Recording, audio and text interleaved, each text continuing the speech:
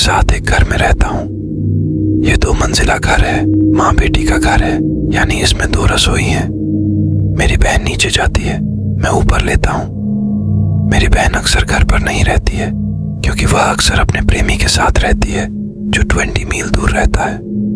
जैसा कि मैंने कहा, मैं 30 वर्ष का हूँ। मुझे घर पर अकेले रहने से कभी भी परेशान नहीं होना चाहिए, लेकिन माना कि कभी कभी ऐसा होता है। ये उस रात हुआ जब मैं अपने लिविंग रूम में अकेला था और एक डरावनी फिल्म देख रहा था। घर का मेरा हिस्सा एक खुला लेआउट है, इसलिए लिविंग रूम, डाइनिंग रूम और किचन सभी एक बड़ी जगह है। मेरा सोफा जगह के बीच में है, इसलिए जब मैं सोफे पर टीवी देखता हूँ तो मेरी पीठ कमरे के एक बड़े हिस्से में मेरे पीछे होती है। इसीलिए जो लोग आसानी से भयभीत हो जाते हैं, उनके लिए अकेले बैठकर डरावनी फिल्म देखने के लिए ये सबसे आरामदायक जगह नहीं होगी। मैं स्वीकार करूंगा, जब मैंने अंधेरे कमरे में कमरे के अंधेरे को दूर करने के लिए टीवी की रोशनी के अलावा कुछ भी नहीं देखा, तो मैंने पाया कि मैं अपने कंधे पर बहुत नजर डाल रहा हूँ। मुझे यह सोचना अच्छा लगता है कि मैं अकेला नहीं हूँ। मैं ऐसा करने वाला अकेला 30 वर्षीय पुरुष नहीं हूँ। लेकिन फिर भी फिल्म के बाद मैंने अपने दांत ब्रश किए, घर की सभी लाइटें बंद कर दी, फिर सो गया। मेरी नींद करीब 2 घंटे तक चली। मैं लगभग 1 बजे उठा और पहले तो मुझे पता नहीं था कि मैं क्यों उठा। तभी मुझे नीचे से एक आवाज सुनाई दी। ये मेरी बहन की तरह लग रहा था। ऐसा लग रहा था जैसे वह घर के अंदर थी, इसीलिए ऐसा नहीं है कि वह मुझे दरवाजा खोलने के लिए बुला रही थी। लेकिन फिर भी मुझे पता था कि यह मेरी बहन की आवाज थी। मुझे नहीं पता था कि वह क्या चिल्ला रही थी। हालांकि यह मेरे ऊपर निर्भर नहीं था, लेकिन मैं अभी भी परेशान था और सीधे नहीं सोच रहा था। मैं बस यही सोच रहा था कि वह मुझे बुला रही होगी या अपने प्रेमी से बहस कर रही होगी। इसीलिए मैं बिस्तर से उठा और खूब काले हॉल में चला गया। मैंने दालान की लाइटें जला दी और फिर लिविंग रूम से होते हुए नीचे से अपनी बहन की आवाज फिर से सुनी। अब मुझे समझ आ रहा था कि वह मेरा नाम बोल रही है। मैं अंधेरे में नीचे की ओर चला गया। उस पर चिल्लाते हुए मैंने नीचे फॉयर में लाइट स्विच की तलाश की, लेकिन वह नहीं मिला। मैं झूठ नहीं बोल रहा हूँ। मैं झूठ नहीं बोल रहा हूँ जब मैं कहता हूँ कि मैं बहुत थका हुआ था। मैं उस छोटे से गलियारे से होते हुए उसकी रसोई की ओर जाता हूँ, एक लाइट स्विच ढूंढता हूँ और उसे जलाता हूँ। रसोई की रोशनी उसके लिविंग रूम सहित उसके छोटे से अपार्टमेंट को रोशन करती है। रोशनी धीमी होने लगती है और उसे चमकने में समय लगता है, लेकिन मैंने फिर भी देखा कि नीचे कोई नहीं था। वह नहीं, उसका बॉयफ्रेंड नहीं। मैं उसके शयन कक्ष में गया, लेकिन वह खाली था। मैंने एक बार बहुत जोर से उसका नाम पुकारा।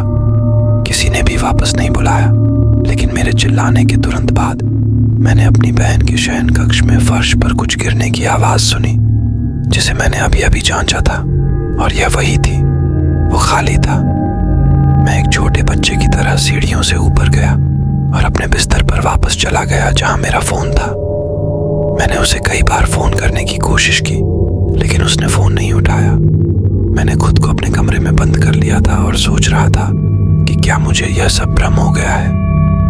आखिरकार मैं सो गया और सुबह जब मैं उठा तो मेरी बहन ने मुझे एक संदेश भेजा, जिसमें मैंने पूछा कि मैंने उसे रात 1 बजे क्यों बुलाया। मैंने उससे पूछा कि क्या वह कल रात घर पर थी, और उसने मुझे बताया कि नहीं, वह इस समय अपने प्रेमी के घर पर रह रही है।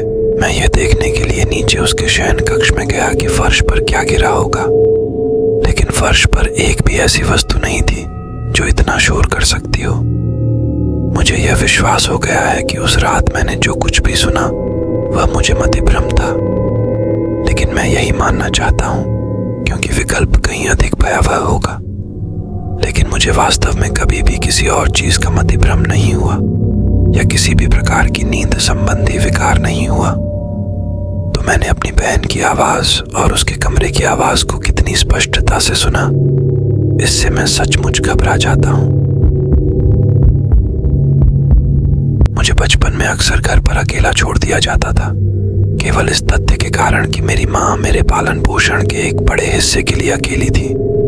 और वह खराब आरएन शेड्यूल पर आरएन के रूप में काम करती थी और मेरा भाई कॉलेज चला गया था। ये वह रात थी जब मेरी माँ रात भर काम कर रही थी। वह सप्ताहांत की रात थी, इसीलिए मेरे पास मौली नाम की लड़की थी जिससे मैं बात कर रहा था और वह थोड़ी देर के लिए बाहर घूमी। हमने कुछ फिल्में देखी और न जाने क्या क्या, और अंततः उसे घर जाना पड़ा क्योंकि उसके माता पिता को उसका देर तक बाहर रहना पसंद नहीं था। इसीलिए मुझे अकेले ही काम संभालना पड़ा। मैं अपने कमरे और बिस्तर पर टीवी देखता रहता हूँ। मेरा शयन कक्ष ऊपर की मंजिल पर है, पिछवाड़े के बगल में। इसीलिए जब किसी ने बाहर डेक पर रखी कुर्सियों में से एक को खींच लिया तो मैंने सुना। मैं उठा और खिड़की से बाहर देखा और मैंने नीचे डेक कुर्सियों में से एक पर किसी को बैठे देखा। मैंने यह सोचकर मौली का नाम पुकारा कि यह वही है। आखिरकार वह केवल 10 मिनट पहले ही निकली थी। जिसने भी इसे देखा उसने मेरी ओर देखा, लेकिन वह मौली नहीं थी। मैं छुपने के लिए तुरंत खिड़की से दूर हट गया। वह कोई ऐसा व्यक्ति नहीं था जिसे मैं पहचानता था, कम से कम अंधेरे में तो नहीं। मैंने हमारे समूह चैट में कुछ करीबी दोस्तों को संदेश भेजा कि क्या उनमें से कोई मेरे साथ खिलवाड़ कर रहा है।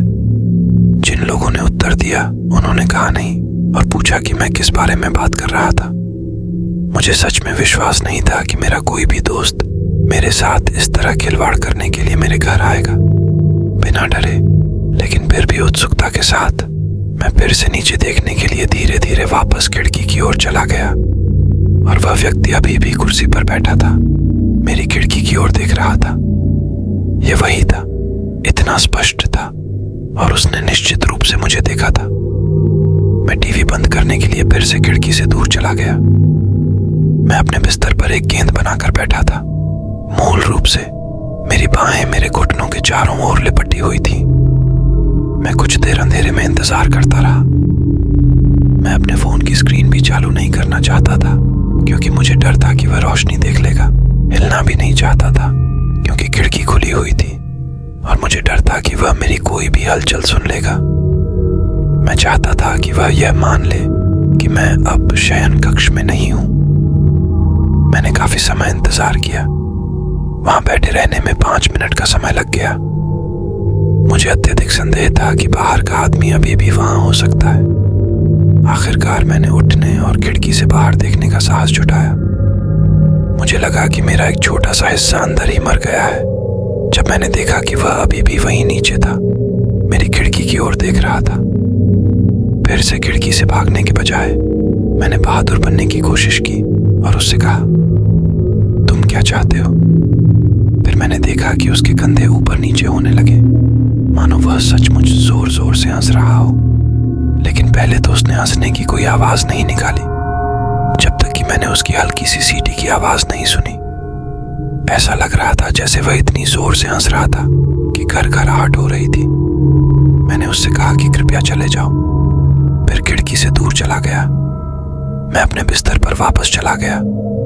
मैं किसी कारण से पुलिस को फोन करने से डर रहा था। मैं अपना कमरा छोड़कर सीढ़ी के शीर्ष पर बैठ गया और सुनने लगा।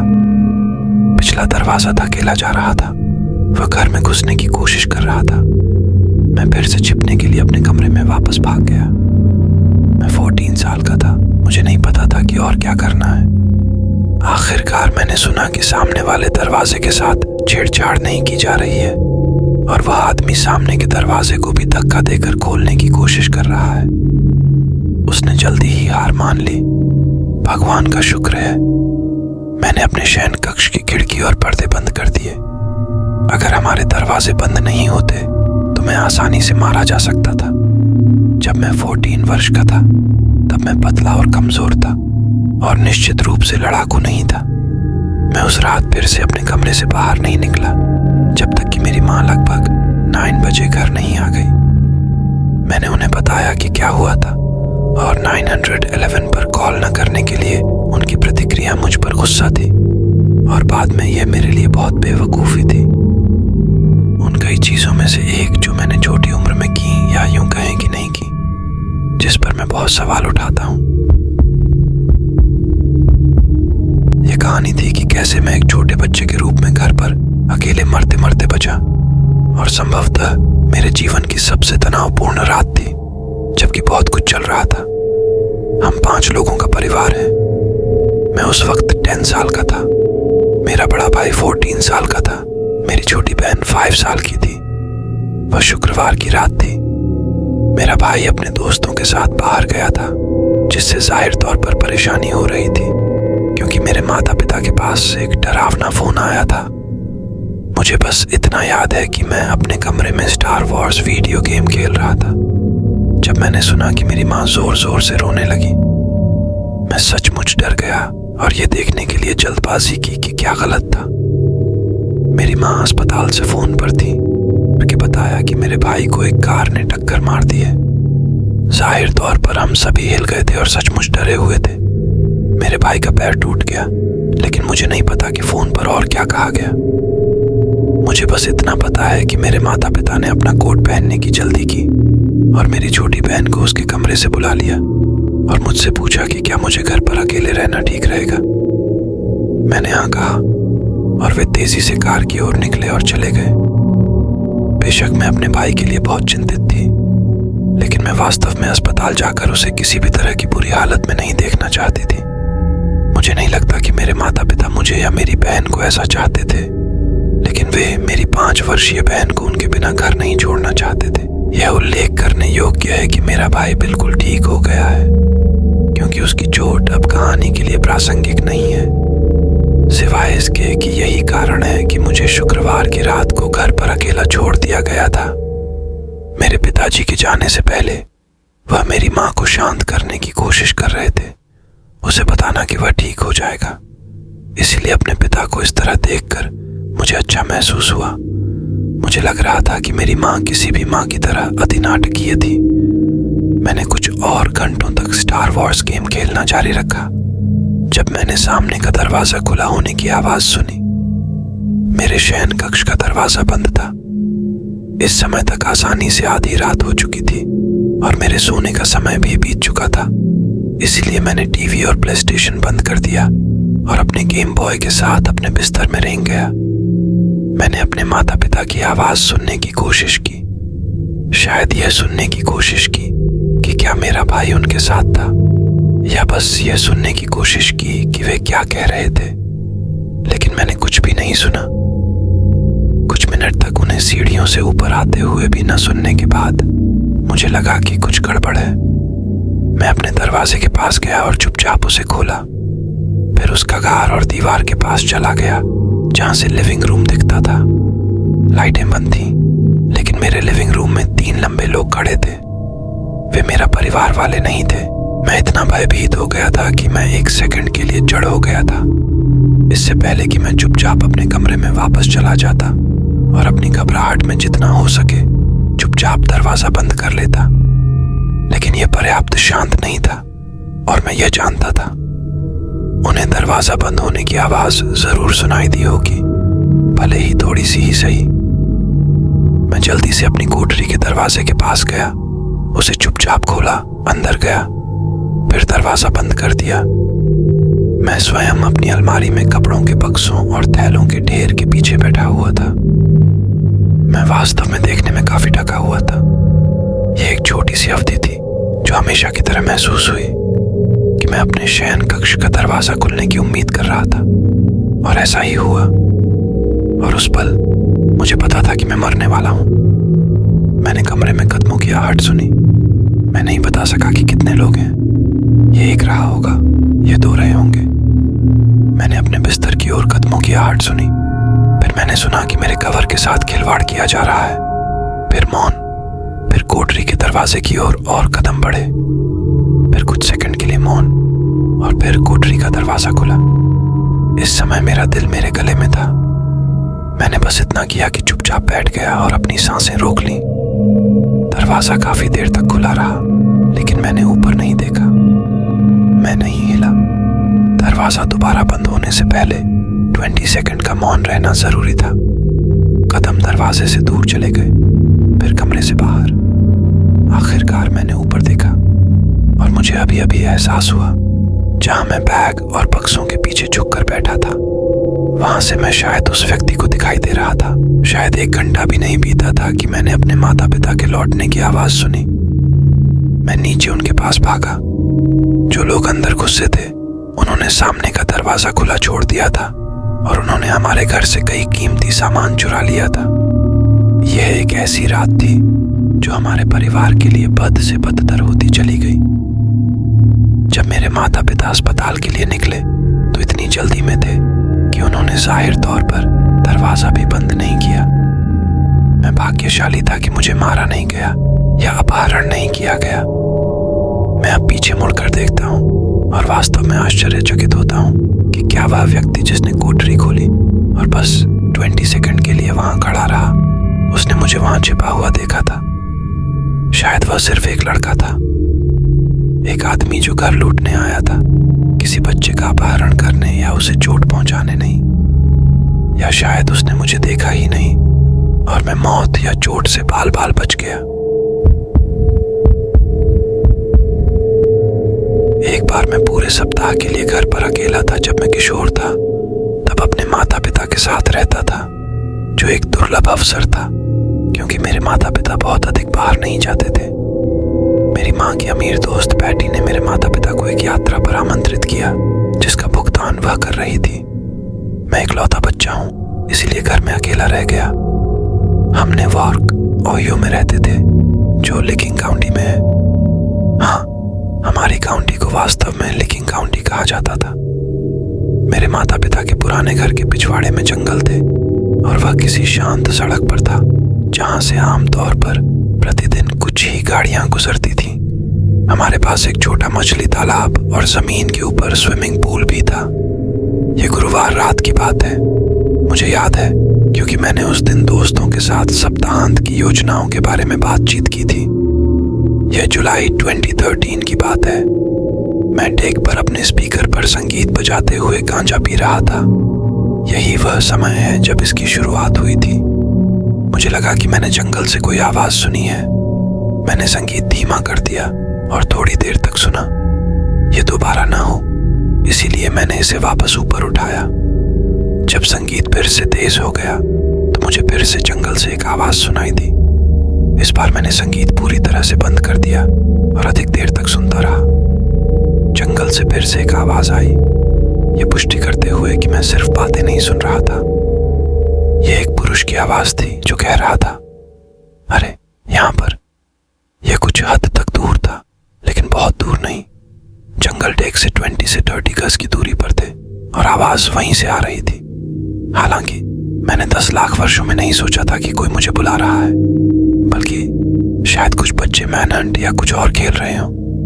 आवाज फिर से पुकारी, अरे यहाँ पर, हमें मदद की जरूरत है। इस बार मुझे एहसास हुआ कि आवाज बाहर जंगल से थी। आवाज इतनी गहरी थी कि कोई बच्चा नहीं हो सकता, और जब कोई आवाज चिल्लाती है तो हमें मदद की जरूरत होती है। जाहिर है कि यह हमेशा थोड़ा चिंताजनक होगा। अब थोड़ा असहज हो रहा था क्योंकि अब मैं सवाल कर रहा था कि क्या यह चिल्लाना मुझ पर निर्देशित था। अब मैंने आवाज सुनी, सीधे आपके सामने, कृपया हमारी मदद करने आए। और आवाज ठीक मेरे सामने जंगल से आ रही थी। अब मुझे महसूस हुआ कि यह मुझ पर निर्देशित था। मैंने अनिच्छा से वापस फोन किया, वह कौन है? और उन्होंने जवाब दिया, हमें बस मदद की जरूरत है, हम जंगल में फंस गए हैं। मैंने वापस फोन किया, इसका क्या मतलब है? और आवाज ने जवाब दिया, बस कृपया मदद करने आए, सीधे आपके सामने। मैं अपनी सीट से उठ गया, डेक की सीढ़ियों से नीचे घास पर चला गया और जंगल की ओर चला गया। मैंने आवाज लगाई, मैं आ रहा हूं, कहाँ हो तुम? आवाज ने तुरंत उत्तर दिया, ठीक आपके सामने, मैं आपको देख रही हूं। मैंने वापस उत्तर दिया, रुको, क्या तुम अकेले हो या किसी के साथ? इस बार कोई जवाब नहीं मिला। मैं जंगल की ओर लगभग आधे रास्ते में रुक गया। इस बात को लेकर मेरे मन में बहुत बुरा भाव था। मैं घर और डेक की ओर, पीछे की ओर चलने लगा। मैं जंगल की ओर पीठ भी नहीं करना चाहता था क्योंकि मुझे यह समझने में काफी समय लग गया कि इस स्थिति में कुछ बहुत ही संदिग्ध है। मैं इसे डेक पर वापस ले आया और आवाज ने और कुछ नहीं कहा। यदि उन्होंने सचमुच मुझे देखा होता और यह सच होता तो वे कुछ ऐसा कहते, तुम कहाँ जा रहे हो? से कम पर। वे जानते थे कि मैं स्थिति पर था, लेकिन कौन जानता है कि वहां कितने लोग थे। 1 हो सकता था, 3 हो सकते थे। मैं बस इतना जानता हूं कि जंगल में फंसने का कोई मतलब नहीं है, विशेषकर यदि वह या वे सचमुच मुझे देख सकें। कैसा? क्या उनकी कमीज किसी शाखा पर फंस गई? मैं घर के अंदर गया और सुरक्षित रहने के लिए सभी दरवाजे बंद कर लिए। मैं अपने लिविंग रूम में थोड़ी देर के लिए ठंडा हो गया। अभी भी बहुत ठंडा है और मुझे लगता है कि इसीलिए मैं पहले अधिक भरोसेमंद था, क्योंकि मैं कितना ऊंचा और तनाव मुक्त था। फिर भी मुझे फिर से बाहर से आवाज सुनाई दी, अब करीब, निश्चित रूप से पिछवाड़े में और अब जंगल में नहीं। मैंने पानी की बौछारें सुनी। यह पूल या तालाब हो सकता था। मैं देखने के लिए जल्दी से खिड़की के पास गया। पहले तो मैंने किसी को नहीं देखा, लेकिन तभी आवाज आई, मैं तुम्हें देखता हूं, हंसते हुए। मैंने उस पर ध्यान दिया। यह एक आदमी था। कम से कम एक आदमी दिखाई दे रहा था। वह पहाड़ के पीछे छिपा हुआ था। वह दूसरी तरफ पूल में था और मैं केवल उसका सिर देख सकता था। उसके काले मध्यम लंबाई के बालों के अलावा कुछ भी देखना इतना काला था। मैंने पर्दे बंद कर दिए और इसे नजरअंदाज करने की कोशिश की। यदि उसने देखा कि मैं उसका मनोरंजन नहीं कर रहा हूं, तो शायद उसकी रुचि कम हो जाएगी। वह शायद एक बीमार, विक्षिप्त व्यक्ति था जिसे लोगों के साथ खिलवाड़ करने में मजा आता था।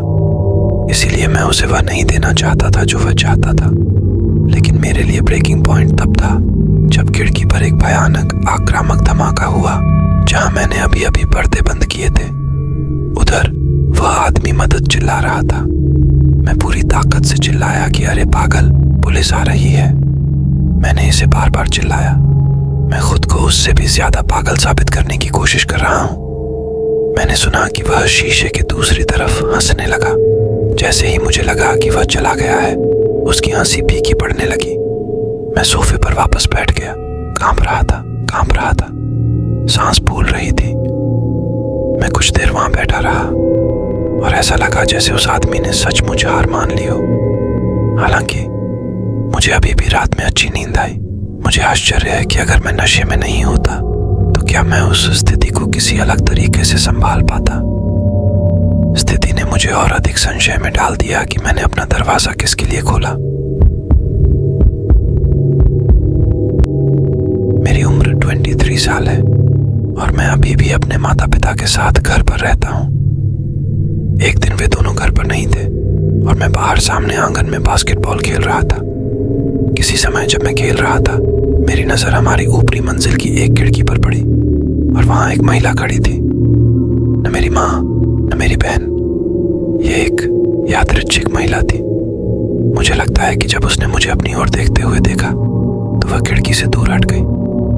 जब मैं लाउंज रूम की जांच करने के लिए अंदर और ऊपर गया, वह कहीं नहीं थी।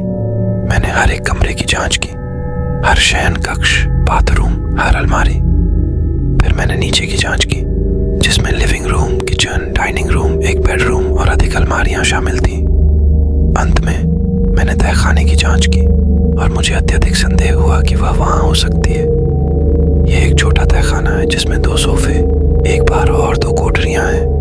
किसी के छिपने के लिए ज्यादा जगह नहीं थी। लेकिन जब मैंने दूसरी कोठरी का दरवाजा खोला तो मैं अविश्वसनीय रूप से डर गया, क्योंकि मुझे किसी अन्य स्थान के बारे में नहीं पता था जहां कोई घर में छिपा हो सकता है। यह आखिरी अनियंत्रित स्थान था जिसके बारे में मैं सोच सकता था। मैंने दरवाजा झटके से खोला, जैसे कि मैं कोई बैंडेड उतार रहा हूं, और जैसा कि मैंने इस कोठरी के साथ पहले किया था, मैंने तुरंत खुद को कोठरी में धकेल दिया। अगर वह महिला वहां होती और मैं उस पर छलांग लगा देता, लेकिन मैंने खुद को केवल कोटों और कोट हैंगरों के ढेर में धकेल दिया। मैं बहुत भ्रमित था। हालांकि मैं अपनी विवेकशीलता पर सवाल नहीं उठाने वाला था। मैंने निश्चित रूप से उस महिला को देखा था और मैं ये जानता था, यह उस तरह की चीज नहीं थी जिसकी आप इतनी स्पष्ट कल्पना करेंगे।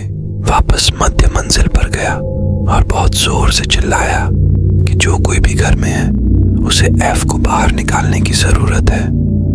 मैं वास्तव में इतनी जोर से चिल्लाई कि हमारे बगल का पड़ोसी आया और पूछा कि क्या मैं ठीक हूं। मैंने उससे कहा कि मैंने सचमुच हमारी ऊपरी मंजिल की खिड़की पर एक महिला को मुझे बास्केटबॉल खेलते हुए देखा है। वह अंदर आया और मुझे फिर से खोजने में मदद की। जब हम उसे नहीं पा सके, मुझे ये मानकर छोड़ दिया गया कि वह पिछले दरवाजे से बाहर निकल गई, जिसे मैंने खोल दिया। आखिरकार जब मैं यार्ड से बास्केटबॉल लेने गया तो मेरा पड़ोसी चला गया। मैंने सभी दरवाजे बंद कर दिए, अपने माता पिता को बुलाया और उन्हें वह पागल कहानी सुनाई। और वे बहुत रोमांचित नहीं थे, लेकिन उन्होंने मुझसे यह सुनिश्चित करने के लिए कहा कि कुछ भी चोरी ना हो। मैंने वैसा ही किया और सौभाग्य से ऐसा लगा कि जो कुछ भी मूल्यवान था वह अभी भी अपनी जगह पर था। तो अब तेजी से उस रात की ओर आगे बढ़े। मैं मन की शांति के लिए घर को एक बार और जांचने के बाद सोने चला गया। हालांकि सो जाना कठिन था। स्पष्ट कारणों से मेरा दिमाग दौड़ रहा था। अधिकांश लोग अपने घर के अंदर खिड़की पर किसी अजनबी को देखने से खुद को जोड़ नहीं पाते हैं, लेकिन मेरी बेचैनी ने मुझे इस स्थिति से बाहर निकलने में मदद की। और यहाँ बताया गया है कि क्यों। मैं अंततः बेहतर महसूस करने लगा था। मैं थोड़ा थोड़ा दूर होने लगा था। तभी मुझे अपनी दूसरी तरफ से कुछ आवाजें सुनाई दी। मेरे ऊपर पंखा चल रहा था, इसलिए कमरे में बिल्कुल भी सन्नाटा नहीं था।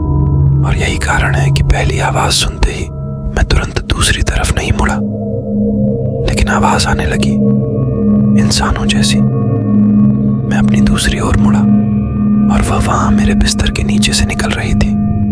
वह बिस्तर के ऊपर तनकर खड़ी हो गई और मैं बहुत जोर से चिल्लाया, पहले से भी ज्यादा जोर से। मैं अपने बिस्तर से बाहर कूद गया और उसे फर्श पर गिरा दिया और अपना हाथ उसके गले में डाल दिया और उससे पूछा कि वह कौन थी। मेरे दरवाजे की घंटी बजी। मेरा पड़ोसी फिर से। मैंने उस लंबी गंदी दिखने वाली महिला को फर्श से उठाया और अपने साथ सामने के दरवाजे तक खींच लिया, जबकि वह संघर्ष कर रही थी और मुझे खरोंच रही थी। मेरी दाहिनी बांह पर अभी भी उसके पंजों के 2 निशान हैं।